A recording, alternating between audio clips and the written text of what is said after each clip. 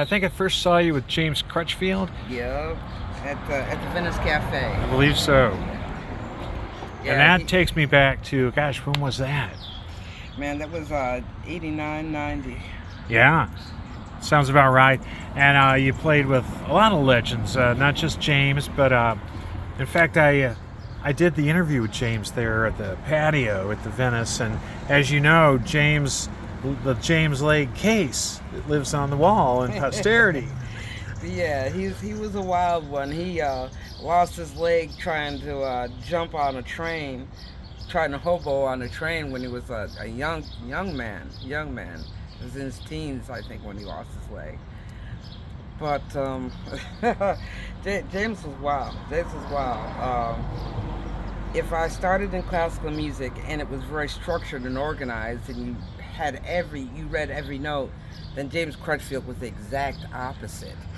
And he changed chords when he felt like changing chords.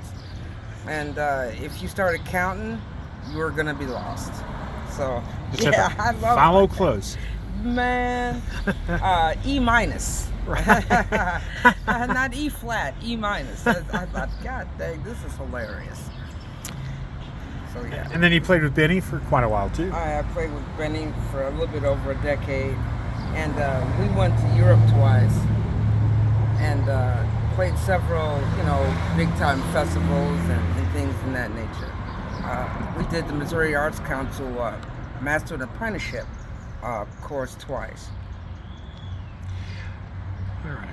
It's been about a year or so ago, Andy Lewis nominated you for a fellowship award, and you were honored with that back in 2024. I sure was. It was a great honor to be recognized for carrying on the folk tradition and the blues tradition here in St. Louis. And it's my lineage, so it means a lot more to me than just playing on the corner. Sure.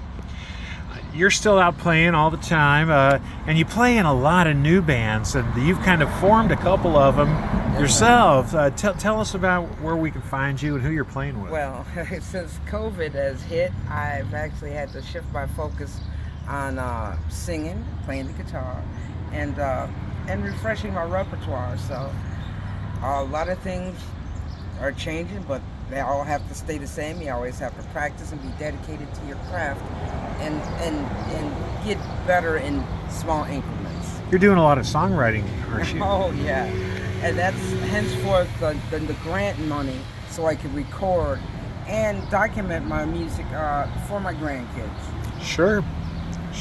And with what's going on in the world, there's a lot to write about. Oh my goodness, with the Orange Man in office, there's no end of subject matter. None.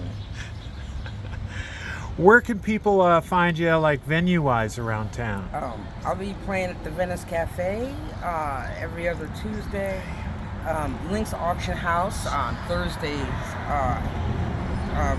one Thursday a month. Soulard Art Gallery. We've got places around town. Just around town. Well, they can find you on Facebook if they want to learn more. That's for sure.